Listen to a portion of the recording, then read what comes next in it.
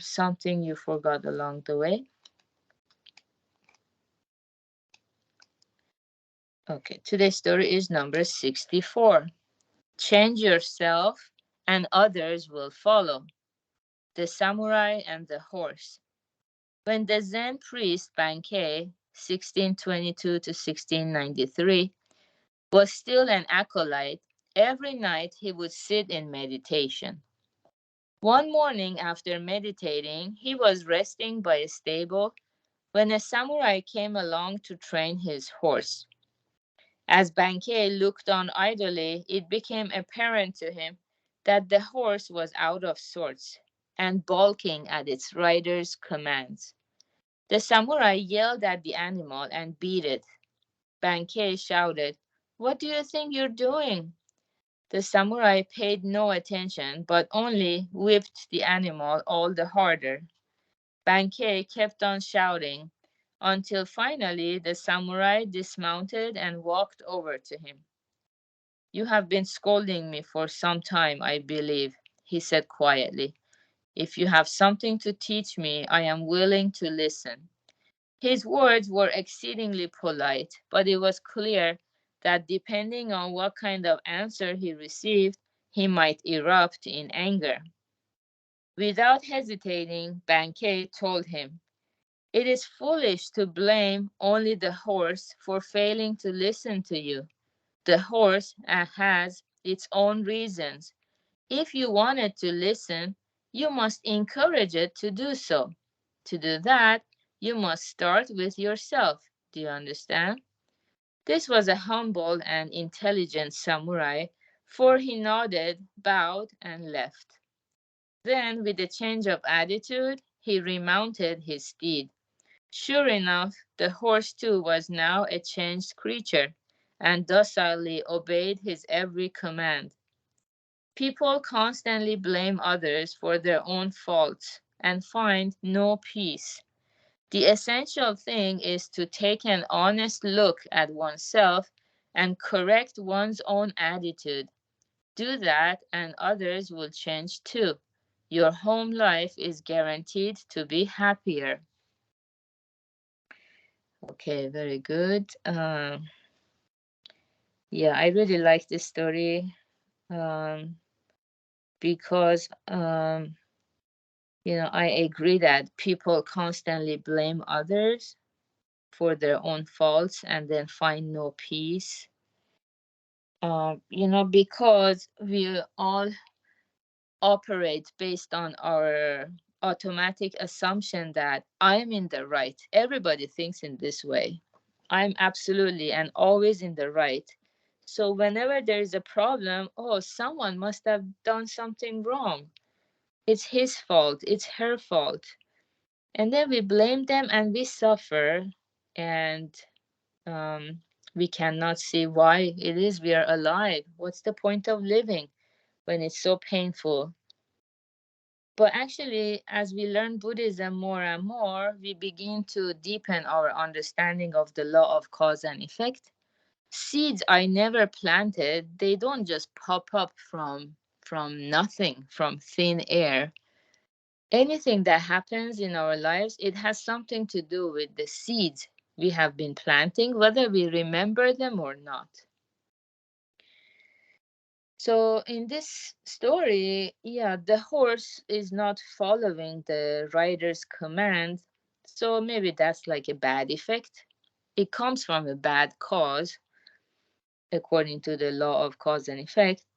So the horse has its own reasons. Maybe the horse is hungry. Even ourselves, when we are hungry, can we focus on our work?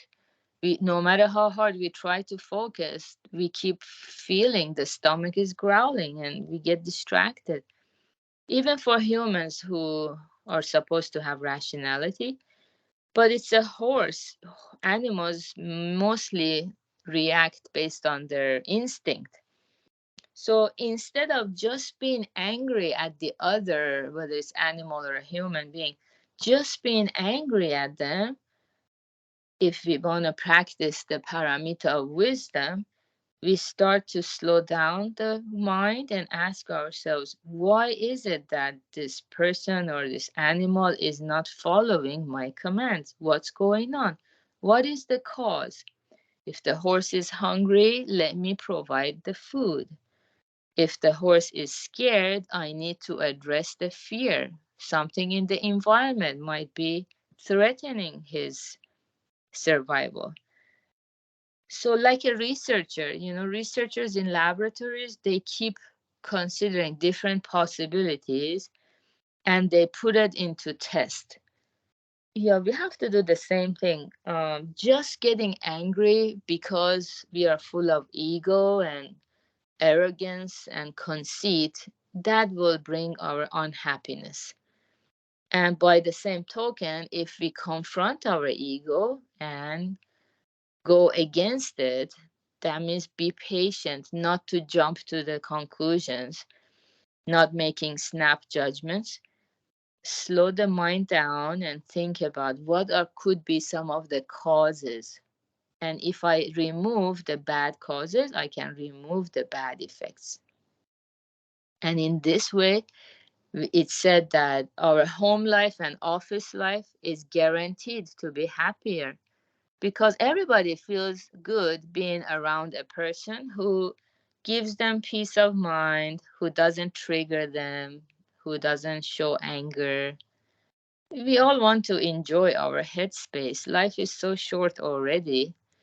Why do we want to waste it by creating suffering, anger, or resentment, frustration? So instead of getting frustrated, let's slow down the mind and find out the cause and effects. What are some of the reasons that this project doesn't go forward? What are some of the reasons that I cannot fulfill my goal? And all we have to do is remove those obstacles on our way. Yeah. And then that becomes our strength and resilience. Once we learn this training, when we become good at this training, there is nothing we cannot overcome. It becomes our second nature. We don't get angry. Instead, we do problem solving, and good things start happening to us even more.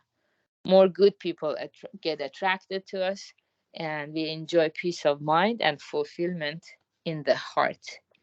Yeah. So instead of blaming others and just always complaining and adding to the suffering in the world, to the darkness or the poison in the world, we try not to complain. Instead, focus on what is working already.